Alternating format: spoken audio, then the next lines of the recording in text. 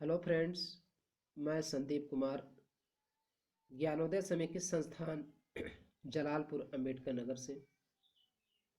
आज मैं DEd SCID के सेमेस्टर सेकंड का पेपर नंबर 6 थेरेपेटिक्स लेकर के आया हूँ। इसके पहले मैं यूनिट 2.1 पर विस्तृत चर्चा कर चुका हूँ, जिसमें भौतिक चिकित्सा की परिभाषा, उद्देश्य, विषय क्षेत्र। भौतिक चिकित्सा क्या है, भौतिक चिकित्सा की परिभाषा, भौतिक चिकित्सा के समान एवं विशिष्ट उद्देश्य एवं विषय क्षेत्र। इस टॉपिक पर हम विस्तृत चर्चा कर चुके थे। अब आज हम उसके आगे पॉइंट 2.2 है, modalities used in physiotherapy for person with intellectual disability. आज का यह टॉपिक है बौद्धिक अक्षम हेतु भौतिक चिकित्सा में प्रयुक्त होने वाले उपकरण।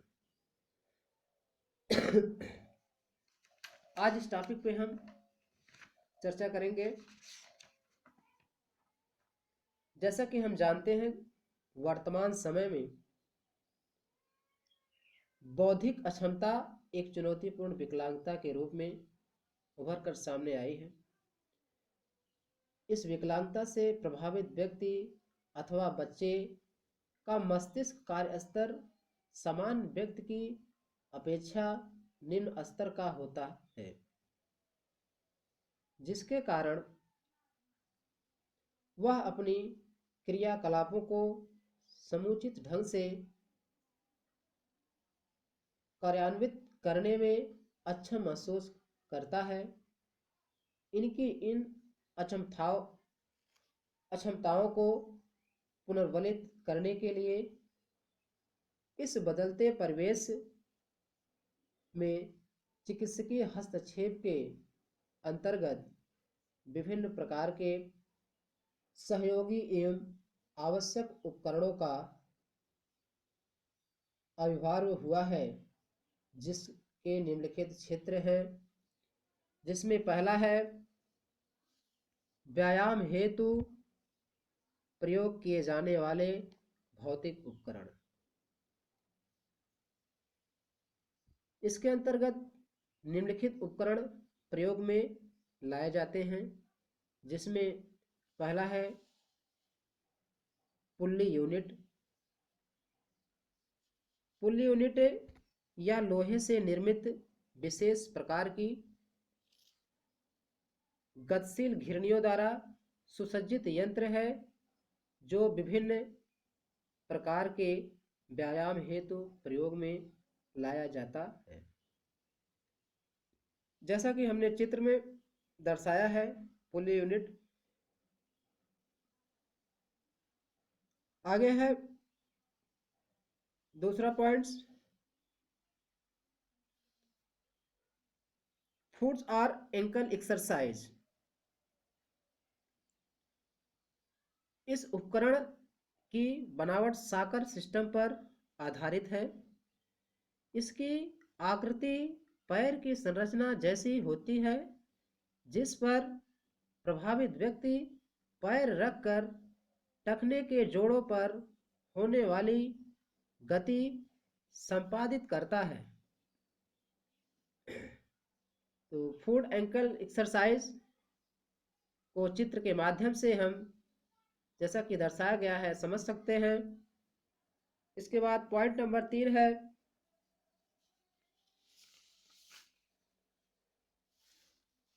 Bicycle exercise. बाइसिकल एक्सरसाइज यह एक प्रकार का व्यायाम उपकरण है, जो व्यायाम हेतु प्रयुक्त किया जाता है। इसमें प्रतिरोध नियंत्रक लगा होता है, जो अवरोध उत्पन्न कर व्यायाम करने में सहायता प्रदान करता है। Bicycle exercise. इसके बाद है point number 4, shoulder wheel. Shoulder wheel या कंधे के व्यायाम हेतु निर्मित उपकरण है। इसकी रचना विशेष प्रकार की होती है जिसमें प्रतिरोध प्रयुक्त करने हेतु सिस्टम से जुड़ी हुई पट्टी होती है जो बेलनाकार दंड से गुजरती हुई स्थिति में होती है। यह बेलनाकार दंड निश्चित अक्ष से एक अन्य दंड से जुड़ा रहता है जिसे व्यक्ति की लंबाई तथा उसकी भुजाओं की लंबाई के अनुसार व्यवस्थित किया जा सकता है। यह उपकरण जमीन से कुछ ऊंचाई पर दीवार में अस्थायी रूप से कसा रहता है। तो शोल्डर व्हील के बाद हम पॉइंट नंबर 5 है फिजियो बॉल। फिजियो बॉल यह शीघ्र हस्तक्षेप के दौरान अधिक प्रयुक्त होता है। इसके माध्यम से विभिन्न प्रकार के शारीरिक व्यायामों को क्रियान्वित किया जाता है। यह एक विशेष प्रकार की गेंद होती है जिसमें हवा भरी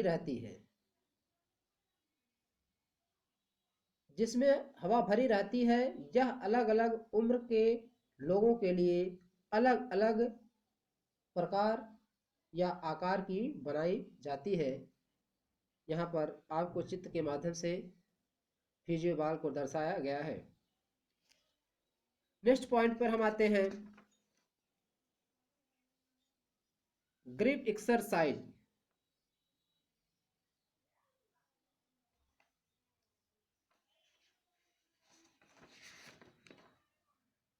यह पकड़ की ताकत बढ़ाने के लिए निर्मित उपकरण है जो कई स्प्रिंगों से युक्त होता है। यह सभी स्प्रिंगों को व्यवस्थित करके बनाया जाता है। इसमें स्प्रिंगों की संख्या को घटाया या बढ़ाया जा सकता है। तो ग्रिप एक्सरसाइज के बाद है अगला पॉइंट है स्टैंडिंग बोर्ड। पॉइंट नंबर 7 है स्टैंडिंग बोर्ड। यह एक विशेष प्रकार का लोहे या लकड़ी से बना हुआ यंत्र होता है जिसके द्वारा खड़े होने की संक्रिया, संतुलन बढ़ाने की संक्रिया एवं शारीरिक क्षमता व विकास को सुगम बनाया जाता है। यह उपकरण मुख्यतः शारीरिक अक्षमता से ग्रस्त बालकों एवं शिशुओं हेतु प्रयुक्त किया जाता है जिनमें पैरों से संबंधित विभिन्न प्रकार की समस्याएं उपस्थित रहती हैं। तो स्टैंडिंग बोर्ड के बाद हम अगले पॉइंट्स पे आते हैं ब्लास्टर एक्सरसाइज। यह एक विशेष प्रकार की तकिया होती है जो बच्चों के स्थूल गामक विकास, ग्रॉस मोटर डेवलपमेंट हेतु, शारीरिक एवं सामान्य परीक्षणों हेतु अथवा अनियंत्रित सिर के संतुलन व विकास हेतु प्रयोग किया जाता है। यह विभिन्न छोटे बड़े आकारों में बच्चों के उम्र के अनुसार बनाई जाती है।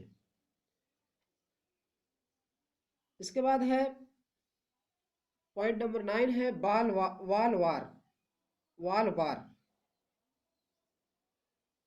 वॉल बार। यह दीवार पर कसी या लगी हुई सीढ़ी होती है जिसमें निश्चित अंतराल में डंडे लगे होते हैं, जिसकी सहायता से बच्चों के खड़े होने की क्रियाओं को बढ़ाया जाता है। यह मैट आधारित क्रियाकलापों हेतु अत्यंत उपयोगी उपकरण है, जिसके माध्यम से हाथ की क्षमता का विकास होता है। वॉल बार के बाद हम नेक्स्ट पॉइंट आते हैं, पॉइंट नंबर 10, पैरेलल बार। पैरेलल बार, इसमें दो समानांतर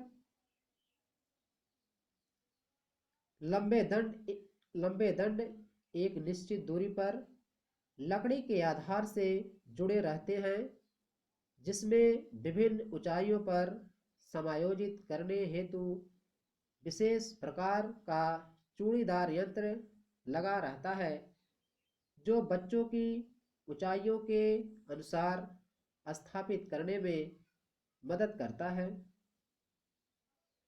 इस उपकरण के माध्यम से चाल प्रशिक्षण की प्रक्रिया संपन्न कराई जाती है।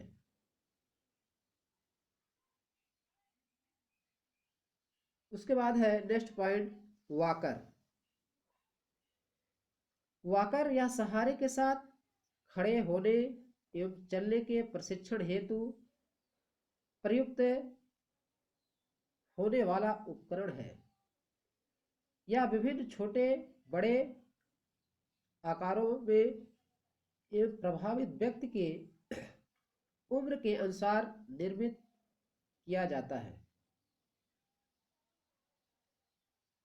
वॉकर के बाद नेक्स्ट पॉइंट्स है, बैलेंस बीम। बैलेंस बीम यह संतुलन के विकास हेतु आवश्यक उपकरण है, जिसके माध्यम से चलने फिरने के दौरान शारीरिक असंतुलन परिलक्षित होने पर संतुलन के विकास हेतु प्रयुक्त होता है। मूलतः यह प्रभावित बच्चे के साथ पैरेलल बार के साथ ही प्रयुक्त किया जाता है। इसके बाद है next point, exercise mat. Exercise mat यह एक गद्देदार चटाई होती है, जिस पर विभिन्न प्रकार की गामक क्रियाओं को संपादित किया जाता है, जैसे शीघ्र हस्तक्षेप के दौरान शिशुओं का करवट बदलना, चौपाई स्थिति बैठाना अथवा खड़े होना सिखाया जाता है। इन सभी के पीछे जो सिद्धांत है वह बड़े आधार का होना है। इसके बाद नेक्स्ट पॉइंट है मेडिसिन बॉल।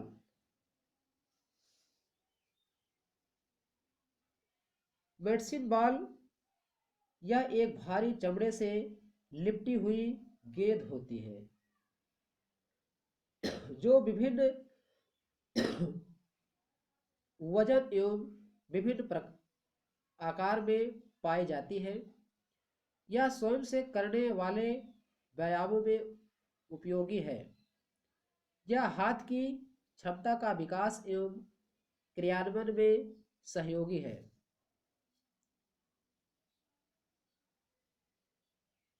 यह समूह व्यायामों में अधिक प्रयुक्त होता है। मेडिसिन बॉल के बाद हम नेक्स्ट पॉइंट पे आते हैं, बॉल पुल। बॉल पुल यह एक विशेष आकृति का कांटेदार कंटेनर आकृति का कंटेनर होता है, जो गहरा एवं चौड़ा होता है, जिसमें विभिन्न आकृतियों एवं रंगों की गेंद रखी जाती है। ये गेंदें हवायुक्त होती हैं तथा शीघ्र हस्तक्षेप हेतु प्रयोग में लाई जाती हैं। इनके माध्यम से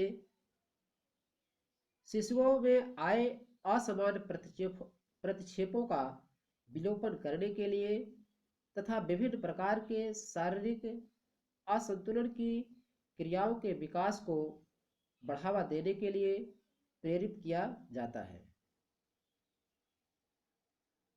इसके बाद है बालपुल के बाद स्टेप स्टूल। स्टेप स्टूल यह एक कृत्रिम सीढ़ी होती है जो भौतिक चिकित्सा कक्ष में विभिन्न प्रकार के व्यायामों एवं बच्चों के चढ़ने अथवा उतरने की प्रक्रियाओं के लिए उपयोगी उपकरण है।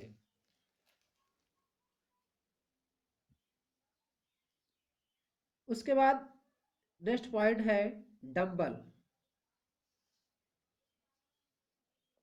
डंबल या विभिन्न प्रकार के प्रतिरोधों से युक्त होता है जो व्यायाम के लिए प्रयुक्त होता है, जिसमें मांसपेशियों की क्षमता विकसित होती है। डंबल के बाद है last point rehabilitation board. Rehabilitation board यह विभिन्न आकृतियों का बना होता है जो विभिन्न विषय वस्तु से संबंधित होता है। इसका प्रयोग मुख्यतः सूक्ष्मगामक विकास हेतु अथवा विकास हेतु हाथ एवं आंख के समन्वय के विकास हेतु प्रयोग किया जाता है। इसके माध्यम से विभिन्न प्रकार की पकड़ का विकास होता है। तो आज यहीं पर यह टॉपिक समाप्त होता है। इस टॉपिक से रिलेटेड कुछ प्रश्न आप लोगों को आ सकते हैं। हमने असाइनमेंट के तौर पर 2 क्वेश्चन आपके लिए दिए हैं, जिसमें पहला क्वेश्चन है व्यायाम हेतु प्रयोग किए जाने वाले भौतिक उपकरण में पुल्ली यूनिट और ग्रिप एक्सरसाइज के बारे में बताइए। ये पहला क्वेश्चन था। उसके बाद दूसरा क्वेश्चन है बैलेंस बीम और मेडिसिन बॉल किसे कहते हैं। ये आपके लिए दूसरा क्वेश्चन है। आप लोग वीडियो को देखिए और देखने के बाद इस का आंसर अपने नोट में बुक में लिखिए, और किसी प्रकार की समस्या है तो उसको जो है हमसे बात कर सकते हैं, या फिर आप ग्रुप में अपने कमेंट्स अपनी समस्या को लिख सकते हैं। Thank you.